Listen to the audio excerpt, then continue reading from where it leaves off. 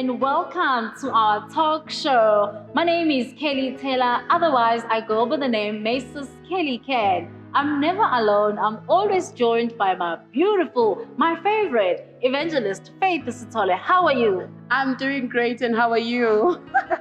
My name is Evangelist Faith Sitole. It's so good to be back, guys. It's so good to be here to deliver what we trust we are called for. Hope everybody is good. How are you doing today? I'm doing great. And as you guys can see, things have changed a little bit since the last time we saw you. I mean, if we look at the journey, we started on Instagram, then we moved to Facebook. Now we are launching our very, very first show. So welcome on board, and we are so excited to have you. So we are here to introduce ourselves to you so that you know exactly who you are having these conversations with. We are here to tell you more about ourselves. So I think let's go ahead. Thank you, my co-host. And you know, you guys have been beautiful. Your support is amazing. We appreciate it all the time. So we felt, let us give you a piece of who are these women that you are always listening to Saturdays in the afternoon. So, my evangelist, do you want to tell us who is Evangelist Faith? I know you don't like talking about yourself. I am putting you on the spot You intentionally. are, but I guess it is what it is, hey? Yeah. Evangelist Faith is a child of God that comes from KwaZulu-Natal in a very small town, Newcastle. You know, initially I used to hate cooking. I used to hate it. But lockdown taught me, showed me flames in a way that I became a mini chef, you know. Wow. And I used to not to be that big in training as well, but thank God to the lockdown, because you know what? I try every day to do. Actually, I do skipping rope, right? Yeah. So you know me, I hate jogging. I don't like jogging. Yeah. So I would do something to alternate that. So skipping for me makes sense. And I love to go out to be with the people that I love. Besides everything else that's formal about me, you know, I believe that I'm a person who just loves to be out there, trying new places, actually trying new things. So basically, just who I am. Awesome. And do you want to tell us more about your family life? Oh my God, about my family life. Mom, Dad, don't shoot me. No, man. My family life, we actually come from a very, a Christian devoted family. Both my parents are evangelists, so you can imagine. Yeah. And that makes us, what? PKs. Yes. So I've got Ekaya, we 8 in total. Wow. There's a bigger sister, and there's my brother, and then there's 6 of other girls. Wow. So Mina, I come, where am I? I think I'm number 6 in the list of girls. And then there's 2 after me. That's like the last born, you know. So that's us. And we I think almost everyone has got their own family as well. Yeah. We've got our kids. So we are just that one big happy family. You know, sometimes when we are home, people even, you know, because we live in different places now, you know, but when we actually decide to go home, be it is for December or whatever function, people actually think, oh, it's no Mcimbi. They actually think we're hosting a party, because can you imagine all 8 siblings coming with their own families, with their own guys? So we've always been that big family. Wow. But I think our parents has actually taught us to be friends amongst each other. Wow, so beautiful. that we can trust each other, you know, with this life. So I think, that's my family life. Wow, beautiful. So, okay, wait, enough about me. Kelly, we know that you are a woman of so many things. If someone would actually ask me about who Kelly is, I will give them my own version. So I think it's about time we get to actually know it from the host's mouth. So who is Kelly Can? Well, Kelly Can is a child of God, first and foremost. I come from a very small town in KZN as well, Espingo. And I mean, I'm a lover of things. Wow. I'm a lover of life. You are. I am a lover. I love traveling. I don't love cooking, but I love good food. I'm not alone there. At least I'm not alone there. And I love working out, and I'm a swimmer. So I'm probably most of the time always in the water, working out. I am a fish. And I am a mom, I'm a wife, and I'm a serial entrepreneur. That's more or less covers it. And I'm an author. Oh, and that's very important. Yes. While you are still there, can you please tell us about the dynamics of your family? I've seen you around your family. I've seen your mom, I've seen your sisters, your nieces and your nephews, and even your children. So can you just take us through the dynamics of your family? All right. My first family consists of my husband, myself, and we are blessed with 2 children, a boy and a girl. And extended family. I like that. The extended family is my mom, my sister, my late brother, and my late brother's daughter, my niece, and as well as my sister's daughter, my niece as well. So we are a medium, small family. But what I love about my family is that we are very close, and as well as on hubby's side, hubby's got 4 siblings, as well as his mom, and his dad is also late. So we are a very small, medium family. That for me covers the family side of who I am. Oh, nice knowing you. Yes. All right. Now, tell me more about the parent that is Faith Stone. I know that you are a single parent, and I've met you I've seen you around your children. But do tell our viewers more about the parent that is Faith Stone. I actually don't know where to start because the only thing I've known, Kelly, in my life is to be a parent. Yes. I was actually sharing this with some other person as well. I was taking them through my parenting phase. The only thing that I know is to be a parent because look at it. I was a parent from the age of 20, yeah. So where I was supposed to just be living my life, doing the things that I want, but here I was a parent, and I'm still a parent even now. So the only thing that I know is to be a parent. Yeah, show us. So I've been a parent, and it has been a good journey. With the ups and downs. Looking at it, I'm a single parent, so my kids, I'm the only parent that they have. So it's been a very tough yet very challenging experience. Sometimes you have to play 2 roles. Yeah. Sometimes you are a mother, and sometimes you have to come as this masculine being to show them when mommy speaks, or when mommy gives you that look, you need to know what to do next. Exactly. So that experience has actually taught me to even know more about myself, because sometimes I would sit and think, but who I am besides being a parent, and that is when I discovered to do the things that I love more than just being a parent. So maybe I cannot speak on behalf of my kids and say I've been a wonderful parent, but I will say I'm trying, and every day is a success. Awesome. I love that. The question that you always try to avoid every time I interact with you: who is Evangelist Faith during 9 to 5? And I always run away. Can I run now? No, I guess I can't run. So Faith, on my 9 to 5 daily basis, I am an IT specialist. Okay, so what does an IT specialist do? So sometimes people will think we fix computers. I get that a lot. Guys, do not come to me for any broken laptops or machines. I don't even know how to fix it. So what basically I do, I develop systems. I would go to a bank, I would analyze it and see, or whatever company, and see what are the things that needs to be put in place so that the processes may run smoothly and swiftly. And then obviously we'll recommend you guys did this and that, and then I will come with the team, and then we'll execute that. So I'm a very technical person. I know I love speaking, I love other things, but when I'm at work, I think I do less speaking and more execution. So that is what I do, and I love my job. I'm one person who gets glued when it comes to work. I can't compromise my 9 to 5 because I believe it might not really be a calling, but it's my passion. Because I believe I'm not there just to earn a salary, but I'm there to change people's lives and to actually change companies' lives as well. Wow, I love that. Yeah, so I think finally you now know what I do from 9 to 5. Yes. Okay, so you've taken us through your family, and I know that you've got beautiful children. Your kids are amazing, so amazing. Thank you. So I've seen you parenting them, but obviously I can't give a view. We'll have to hear from you. How has it been to be a parent? Kelly, the parent, is she's a strict mom. She is a fun, loving, caring mom. And I was telling a friend the other time that for me, parenting is one hat that I don't get to take off. Because remember, I'm wearing the parenting hat even right now.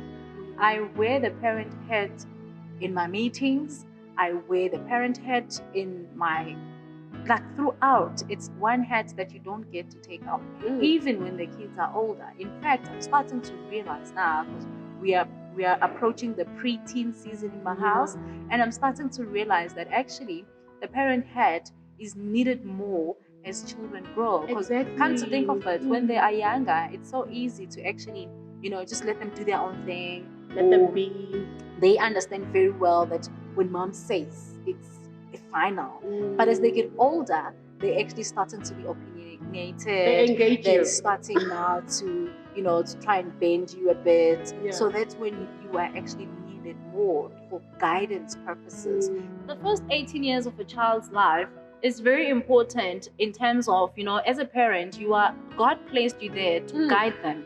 So that 18 years is you helping them so that they are responsible and guided adults. So for me, parenting is actually one of my favorite roles. As hard as it is, I really enjoy parenting. Wow, that's nice. And I've seen you parenting. You really enjoy it. So, my friend, in all the things that you do you really have a 9 to 5?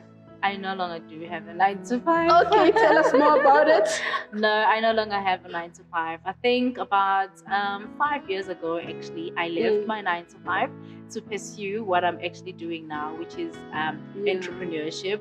So instead of a 9 to 5, which I feel is always a very comfortable, space, I took the more uncomfortable space. Yeah. So I no longer have a 9 to 5. I probably now have a 7 to 7 p.m. Yeah, 24/7. Yes. Yeah, I do. All right, so back to me. We now need to talk about your book and your upcoming book. Do you want to indulge our viewers in terms of your upcoming book as well as your current book?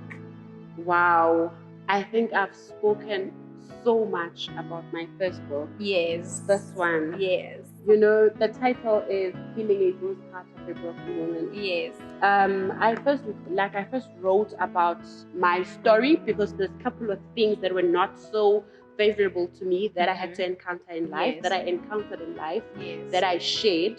And also because this was not about me, but it was about situations and circumstances that are faced by women, Black in particular. So I had to then incorporate other women's stories. So it's like my story and 4 other stories like in this book. Yes. So it's still available, and I still promote it for people to get it. Yeah. So, and I've done writing my second book, It's completed, it has been edited. Congrats. Yeah, thank you. It's on its way to the publication house now. Yes. So that you can start running that campaign. So I'm not gonna tell the title yet. Yes, because I want to keep people wondering. Okay. Yes. But it is a beautiful, beautiful concept. Wow. And I still take people through things that are faced by people that are not so comfortable to speak about. Wow. So yeah, that's just me and my books. Wow, that is interesting, and I personally cannot wait to get my hands onto your next book. I thoroughly enjoyed your first book. Thank you. I cried a lot. I grew a lot. I just realized the depth of my ministry whilst reading your book. So we thank God and we thank you for penning that book down. My next question for you, my evangelist, as a keynote speaker and as someone that is always speaking, do you want to tell me why is it important to you that you speak? Wow. Why is it important to me that I speak? Yes. Obviously, for people to know, they need to be spoken to. Yes. The Bible says faith cometh by hearing and hearing the word of God. So for people to know, to learn, to grow, they need to hear. So from whom are they hearing? So that is what I believe I've been called for as a vessel used by God. Because, I would actually download from the Holy Spirit, from God himself. He would teach me things that are meant for me. And he will teach me things that are meant for his people. Wow. So whenever he gives me something that is meant for his people, that's when I find a need and an importance to actually convey it. You know, like a conveyor belt, taking it from up to downstream. Downstream. So it is very important for me, because I believe, you know, once God speaks, he really needs to be heard. Wow. And speaking, for me, it actually opens more channels and more opportunities for others to speak back. Because remember, when we speak, we don't just give. Sometimes you also need to receive. So as and when, you know, you would actually look at it like this. Whenever you have a conversation with someone, you're not the only one who's always speaking. Yes. But there must come a point where you just sit and listen as well. Yes. So, you know, it's just a you know, a two-way like that. Sometimes I enjoy speaking a lot, but also, man, I like to listen and sit down and hear from other people as well. Wow, all right. Yeah, I think that's it about me. I think we've spoken a lot about me and my journey. So now over to you. You've actually published this wonderful book about quotes. You know, I've read it. I still read it. I still go through it now. And I remember when you launched it, it was such a very beautiful concept. So can you tell us more about it? Why quotes in particular? You know, my pocketbook literally wrote itself, because it was back in 2017 actually, where I was still quite active on social media, and I was writing a lot of different quotes, and you know, people were warming up to the different quotes that I was posting, and I realized that, you know, I need to pin them down and also copyright some of them, and you know, so that obviously I protect my content. And so I just decided to compile them. And obviously I added a few more. I've also borrowed quotes from different people that are influential or that have made an impact in my life personally. And I've just shared that with whoever read the I Quote Queens book. And people have just really been supportive in that journey. And people tell me all the time that they actually use it as their daily motivation. They read one quote a day and they meditate on their quote. And, you know, they just really imply. And so it has been a great journey. And like yourself, my second book is actually ready. Oh my God. I mean, I was just really disturbed by COVID and lockdown. So the timing for this year was not right. Otherwise, I think I would have launched my book in May. Actually, I was planning to launch it in May. But otherwise, it's done. It's just ready to be printed. When the time is right, I will definitely be printing the second book by Mrs. Kelly. Oh wow, I really can't wait to get my hands on it, because I know you are such an amazing person. I mean, so I've heard you speak. I've sat under your presence where you had to teach, you know. I've listened to the things that you have to convey to people, especially the people of God in particular. So why is it so important for you to speak? You know, Faith, speaking for me has always been not a big thing, hey? I have just always been speaking. I'm a girl for the first and foremost, and girls are always speaking. But I think I started to be outstanding at speaking in high school, where a lot of people were actually shy and would hold back when it comes to speeches or what have you.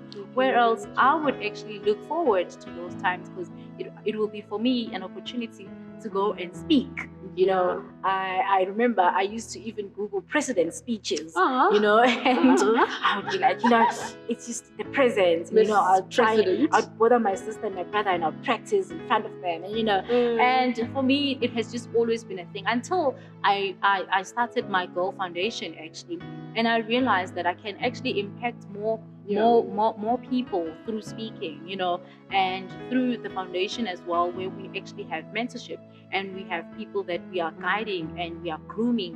And I realized that when I do speak, they actually learn a thing or two. I remember when I was at my white dad's funeral, and this white man comes to me after I gave my speech, and he says that you need to speak. You have a story to tell. Never ever stop speaking. And I don't know this man from a bar of soap. And I just realized then that, speaking is actually a calling, it's actually a ministry, and it's a gift that God gives to us. So for me, I don't think that I will ever actually stop speaking. Yeah. So back to you. Why don't you tell us more about Faith, the businesswoman? Oh my God. Faith, the businesswoman, is not different to a Faith with the 9 to 5. All right. So I just, decided, because what I normally say is, when you can be employed permanently by a company, and be able to execute something while you are employed by them permanently, why can't you start a consulting company for yourself, so that now you are going to bill them for your services? For you to render services now, So I actually started looking at it like that, where I was like, okay, no, it's just going to be Faith, the company now rendering services. So hence I'm saying Faith, the businesswoman, and Faith, the 9 to 5, it has got a very thin line, in a way that sometimes I don't differentiate it, and even people don't know the difference. So that's how I'm actually in business. And obviously the books, it's business, because we sell. Yes. And when we sell, and your speaking ministry. Yes, we sell, and then when we sell, that's where we get some revenue rolling. And my speaking ministry as well, So where I just go, I get invited as a keynote speaker, and I go and I render my services, and then ka-ching happen. Hello. Trying to create those 7 streams of ka-ching. I'm not yet on the 7. Pushed it to 10. Oh my God. So I'll catch up. So yeah, that's just Faith, the businesswoman. All right. And now maybe more on a serious one as well. There's a lot of stigma attached to women in ministry. Do you want to tell me about Evangelist Faith now in your ministry life? What is your ministry life? What do you do as an evangelist? Oh my God, I don't even know where to start. So moving from being a normal girl who had 2 kids out of wedlock, right? Rejected, and obviously a bad example to the community. And then later, fast forward in the years, that very same person is a preacher. Like guys in Johnny, when? How did it all happen? So it then became challenging for me, because people from my area couldn't receive that very well. Because remember, there's a picture of Faith that they know with 2 kids, and now this new Faith and this new picture of a Faith, the preacher, Faith, the evangelist, where is it coming from? So it was very hard for them to actually digest. So my ministry basically is around evangelism. I do not own a church, and I actually try by all means to run from being called a pastor, because I'm not ordained as a pastor, but I have received a calling from above to evangelize. So my ministry will actually vary from event to event, church to church, street to street, outreach to outreach, So it is not just one dimensional thing that I need to focus on. It's actually different. I can minister wherever, even if God says, you know what, la emol right here, start saying a word or speak a word, I will do it, because evangelizing is more about drawing more souls to the kingdom of God. So I believe that my ministry is around, in anything that I speak, I try to make sure that the person that's won in the kingdom is a soul of a person. In whatever advisors, in whatever topics, in whatever themes, they must all end in a person reconciling themselves back to God. So that's just been a trend. I can't speak or I can't preach while people remain the same in mindset and mentality and act and practice, because I believe that once the word of God has been spoken, people really need to start transitioning. So that's what my ministry is all about. Wow. Awesome. Yeah, thank you about that. I don't even know where to start. I know that you are a woman who's business minded. Like, it's not even funny. For you, everything and anything means business. If it doesn't have a business sense, pass next. So please tell us, like, take us through that journey. Take us through Cali Can, the businesswoman. You know, I've always been a person who really, I come from a very poor family. So one thing I knew when I was very young was that I am going to do everything in my power to make sure that I am not poor. Wow. And my mother being a domestic worker enabled us to actually, you know, I always laugh with my siblings, and I would say that I think we were the first person to actually live the book, The Secret, because we were living in a neighborhood that we didn't qualify to live in, but we would live in this neighborhood and we would experience, like, you know, neighbors had Ferraris, neighbors had boats, you know, neighbors had international trips, or, you know, we would actually see this life right in the heart of Mhlanga. And so I think we were very fortunate in that regard. We're blessed in that regard that we got to see things that were not even on our lane, you know, and it unlocked our minds to say that, you know, when you grow up, you need to, you know, that game as children, when you are playing and you see stuff in magazine, like, this one's mine, this one's mine, vision board, but we didn't know. We didn't know. Yeah. And so even with us, when a car would pass, we would say, oh, that's my car. And, you know, if we're walking around and we see a beautiful house, we would say, that's my house. Those are my apartments. And, you know, those little things. So I think my business skills were actually developed from that early. I just knew that I will have to do everything in my power to make sure that I don't become poor. I need to change my surroundings, and I need to work to make sure that my surrounding is not poor. So my business hunger really comes from the poverty mentality, from the poverty that I had as a child, and me choosing that I will do anything in my power to make sure that I make it and I am not poor. So that's the hunger that I still have to this day. That is why even in 2020, I am still looking for ways to make money. I am still starting out new businesses because I have that hunger. And I hope that hunger never gets filled, because it's my drive. It's really what keeps me going. So that's, in a nutshell, who Kelly Can is, the businesswoman. She's a very hungry Black woman. Oh, wow, that's so amazing, my friend. Yeah. And then on the other hand, there's the things of God. You know, there's the things of Kelly Can and there's the things of God. Yes. How do you separate between the two? And what is your ministry? What is that one thing that you believe you are called for? And it's gonna sound very cliche again, because in my ministry, as you know, it's around women and it's around children. And even just this morning, someone was asking me that, what about the boy children? Why are you leaving the boy children aside? And I've always said, well, I'm a girl. So I want to speak with girls because they relate to me.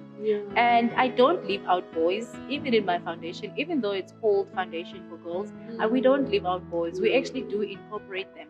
But there are certain things that I feel that I make more difference to a girl child because I am a girl. That's what you and know. Also, you know, like with boys, they will look up more to their male counterparts, like how girls will look up more to their female counterparts. So I just feel that when I impact, can I just impact more girls? Not leaving behind the boys. No, I don't leave behind the boys, but I just impact more on the girl side. And that is where my ministry is, which then later on, as you know, led to Young Wives SA, and you know, that has also been great. But other than that, I'm usually very private about my own personal ministry, but I do serve, and you know, serving for me is quite an important part of who I am and of what I am. It is actually the raw material of my lifestyle. You know, for me, if I don't serve, it just defeats the purpose. You know, just the other day, I was having a conversation with a friend, and she says, you know, she views all her relationships as serving. You know, if she can't serve her partner and her partner can't serve her, then that relationship doesn't really last. Even around her friends, if she can't serve her friends and her friends can't serve her, then that relationship doesn't really last. So for me, serving is quite a big part of my ministry, and that is basically my ministry life. Oh my God, that's great, eh? Right. And just before we go to the next phase, do you have something that you wish to tell our viewers that you think they don't know about you? Is there something we don't know about you? Or are you that much of an open book? Oh my God. Okay, maybe just one thing. Yeah. That I think people do not know about me. Yes. Guys. I'm interested because I think I also don't know. Hey, I also don't know. Maybe you do. So okay, I function well from the hours of the afternoon right through the night. Okay, yeah, that I know. So during the day, I'm just Faith, the empty vessel.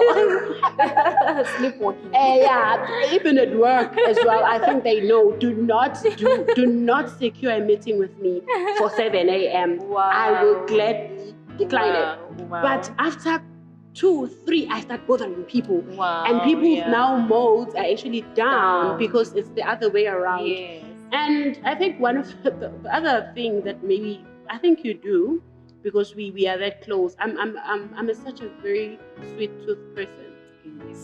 Sometimes I will tell my kids that no ice cream, right? But while I know I had an ice cream from my place, from my work or whatever to my place, and then I come home and I'm like, I didn't have ice cream, I didn't have a chocolate, so no chocolate. Wow. But I know I would actually sneak and eat chocolate.